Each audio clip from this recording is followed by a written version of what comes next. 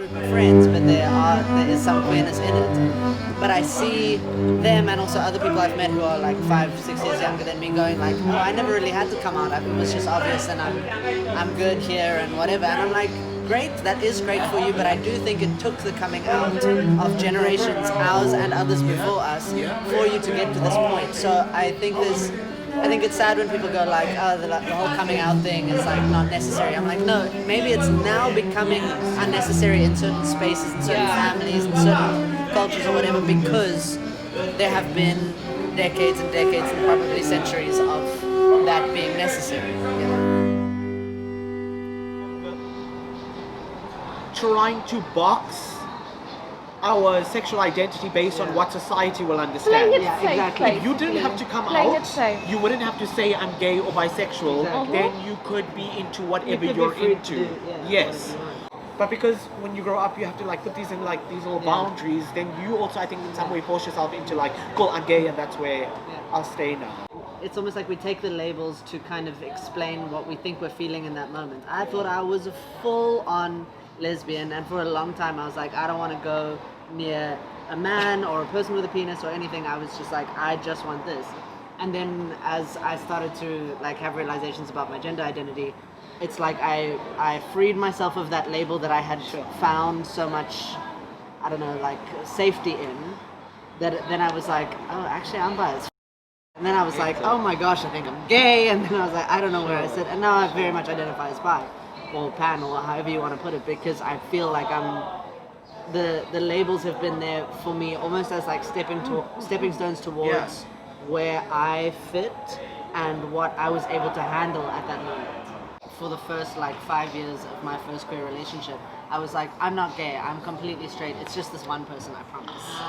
And then eventually became comfortable enough to go, and then I had to have basically a sexual experience with another queer person to go like, oh, I think this is actually who I am.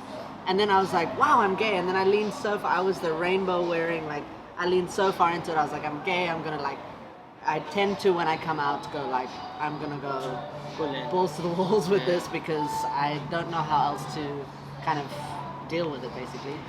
And then coming out as trans, I was like, oh, now it's like I'd come out to my parents as lesbian, and then a million years later it was like, okay, I'm coming out as trans, and then I was like, and Mom, I think I also want to f*** men, and she was just like, I don't understand. She nearly fell off her bed. She was just like, what? I've never been one to like the flag and like go and just be, but it's because I think of the fear of that word gay. I mean, even now, like when someone asks, are you gay, I'm like, I actually don't associate with that just because I don't. Like, I can't wait for a place in the future where we get to a point where that is off the table. Like, we're not even asking these questions. But I hate to have to be boxed as gay, because that comes with something, and that meaning has a history for me. I see that out there, I am that, I relate to that, and then you feel like, okay, cool, I belong. But the label can also go like, if you are not this type of gay, particularly I think with gayness. You have to stick with the parameters of that label. If I'm not identifying with all those things, then am I really gay? But you don't have to qualify your gayness. Because labels create like a sort of box. And with that box, there are parameters. You don't go outside of it, you stick within that because that's what you think is by definition correct. Like I have a love-hate relationship with it, because I see like how community has been built around labels, and I love that part of it. But then I also go like, we within the community go like, oh, you're a bottom, okay, you're like this, and you're lesbian, you're like this, you're trans, you're like this, and we box ourselves within the community, which makes me wonder if it's just like a human instinct to try and understand something, and then we use language to define something and actually limit it. I had a weird experience on Grindr the other day. Trigger warning, it's transphobic. But I went on Grindr for the first time in a couple of weeks, and I don't get the notifications until I go on. And the first message that popped up was, if you like your you're a straight woman. And I was like, Oh my word. Okay, close the app like that. I just opened it and I was like, oh, okay, bye, I'm gone. No. And it's so I was like, you are queer, you are on Grindr, and you have that level. I expect on Grindr, but that I was like, how are you here, and how are you not aware of the rest of your community enough that that's your go-to? You just saw me and decided like, let me tell you, and I was like, I mean, I think What makes you think? What made you do are that? in that I think it's position? built- You know? Say something. it's built into insecurity. It's completely, yeah. It comes from or maybe insecurity. even one's own internalized queerphobia or transphobia. Exactly. Like, You can't deal with your own, therefore you Exactly. project to make it acceptable for what you're doing, exactly. which is ish. Yeah. Also, people's inability to understand stuff end up being that. Yes, exactly.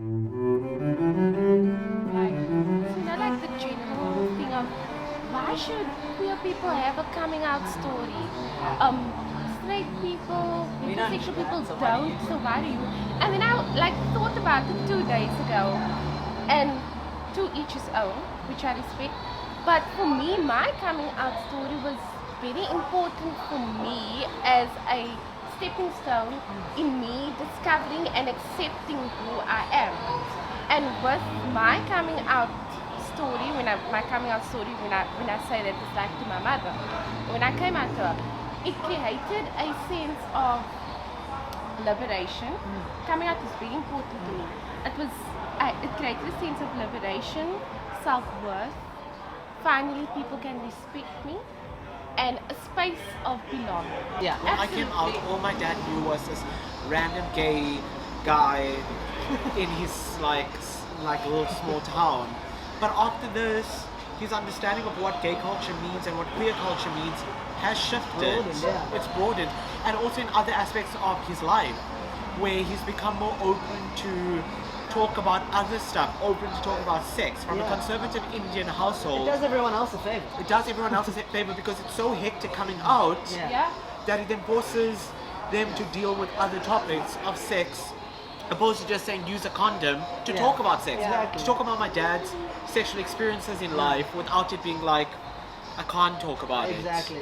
So Or like I have a 19-year-old sibling and I see her friends and stuff, and she's in a very like straight group of friends, but there is some queerness in it.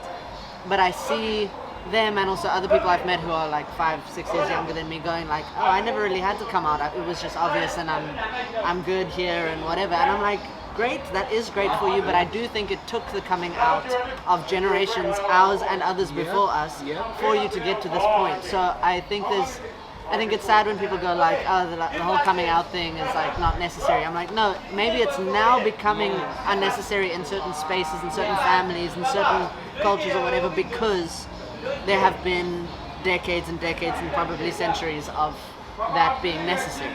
My mother almost came out to the public for me without me asking, and it also was irritating. Interesting. She went to my school and she's like, listen, Blythe has come out to me.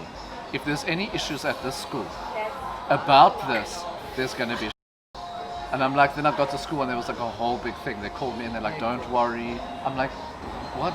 And my mom she was like, I think when I came out as trans to her, she took it really hard for a while, and I had to do a lot of like convincing that I'm still the same person. Yeah.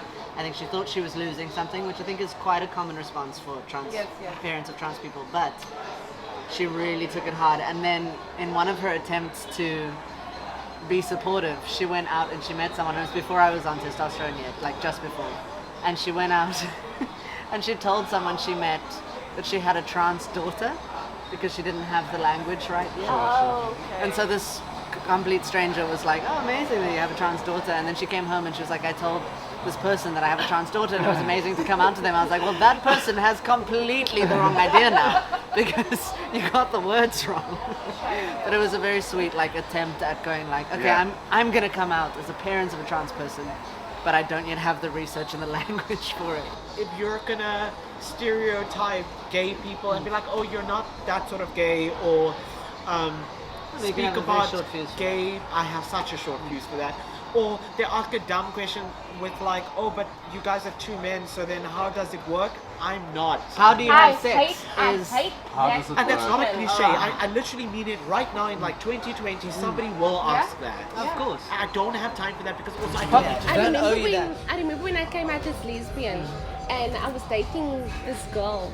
She was wonderful, and then this relative, like family relative, just like, okay, so now who's the man and who's the... Who I wears was the pants? like, But I don't have that- time for this. That speaks to a more toxic, Heteronormative. heteronormative thing that even straight people have with themselves.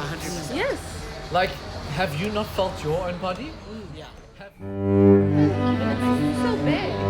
But I get what you mean when you say that, like, if someone's intention is good, you give them the time of day. But you can even feel, like, as Kira was saying, like, if it's just coming from, like, an idea of stereotypes, or if it's just coming from a place of, like, I don't understand it and I want to press some buttons, that isn't good intention. Yeah. Then I don't give that time.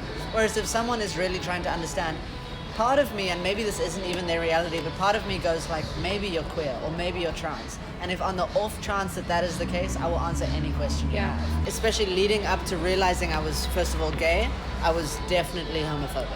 And it was particularly towards what I think I knew I was, which was butch lesbian. So I was like, I mean, I'm like 12 at this point, but I was like, and I'd learned these things, but I was like, okay, you can be lesbian as long as you're a lipstick lesbian, but if you're a butch lesbian, ew, that's gross. Yeah. And then I was like, okay, now I've realized I'm lesbian, I better be a lipstick lesbian. And then I worked into this idea of femininity for years, thinking like, okay, if I'm lesbian, I have to be this way. And I think that's sort of slowed down my process of realizing I was trans. And then I was really glad that when I realized I was trans, I didn't do the same thing and become transphobic. I mean, there's learned transphobia in everything we do, but I didn't double down. Whereas when I was a kid, I doubled down on butch lesbians or dykes or whatever, because I thought like, oh my gosh, I see myself there. I have to hate it, or else I'm going to be it. And that became really real for me as a teen, like a young teenager, and that's up. Yeah. I also like today what people mostly get wrong is the difference between gender identity and gender expression. Exactly. So, because I'm wearing makeup, now you think, you know? Yeah. And that is, so if I'm going to come tomorrow with a chino and a button shirt and some... Now suddenly your whole gender identity must change. Yeah, like, you know? And I find it so really annoying. Yeah. And it's weird in the non-binary space as well. Doing things that affirm my gender identity, I can express my gender in a much more fluid way than I ever did before. And I'm loving it. It's like now, putting on makeup now is exciting for me. Or like dressing a certain way now is exciting for me. When before I was just like, oh, I guess I'm supposed to do these things in order to be considered what I'm being read as. I have exactly the same experience. It's so bizarre for me because I don't know, just in the way that my identity or that I had constructed it or perceived to construct it. Yeah. It was very interesting for me, like being on hormones for a particular time and then suddenly, to a particular degree, passing as cis. Yeah. And then going like, wait, I still want these things. But I still want to play here. I revel in the moments where I'm able to express these masculine aspects of myself. Or you can be butch and it's great. And it's so... I don't know, like I feel like I'm so much more rooted in my masculinity now as a trans woman than I ever was before. And that is 100% my experience as well. And it's so weird, like I don't know how to articulate that to people. Yeah. That there's... Like we've been taught to like value very skewed things. Yeah, and like broadly those things that I've noted that we have become like we're taught to value power. Yeah. So people who have like intellectual prowess, people who are more attractive, people who are wealthy, more educated, more wealthy. Yeah. So all of those things speaks to like degrees of power within whatever sphere you're talking about. And so we were taught to value that, and we're taught to be attracted to do those things. And so to those are things that we aspire to. Yeah. And so suddenly when you find yourself in spaces. When you find yourself in spaces with people who are not as educated, people who are not as wealthy, people who are not as whatever, suddenly there's a value system attributed to that, and then we value those people less than we value other people. Exactly. And that is a fundamental problem in where we place our values. And the problem is it's not even stated up front. No, not at all. You could find yourself in this area by mistake, and automatically those values and those borders are set without you thinking, right, we're gonna put you have to actively work against it. It's like built into it, and this is the way we think. It's like we sit at the table, we eat the same, we breathe the same, we have the same passions, we have the same those common denominators are very important. Even though you might think it's really small, it matters. I think it's just a realization of what I once thought would be unachievable or unobtainable is not that it wasn't, it's just that it was going to come to be anyway. Yeah. I don't know, it's just like I have if a that question makes sense. For you, if I may.